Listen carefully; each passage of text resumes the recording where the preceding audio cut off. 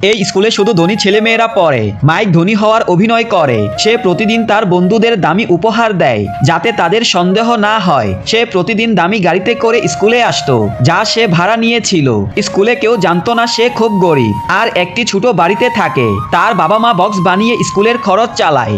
একদিন সে তার বন্ধুদের তার বাংলো দেখানোর প্রতিশ্রুতি দেয়। তখন সে তার এক বন্ধুকে বাংলো ভাড়া খুঁজতে বলে। তার বন্ধু বলে বাংলো পাওয়া যাবে, এর জন্য $2,00,000 লাগবে। কিন্তু মাইকের কাছে $1 ছিল না। তবুও সে তার বন্ধুকে হ্যাঁ বলে দেয়। রাতে সে তার বাবা মায়ের কথা শুনে জানতে পারে তার মায়ের কাছে $2,00,000 আছে যা তার বাবার অপারেশনের জন্য জমিয়ে রেখেছিল।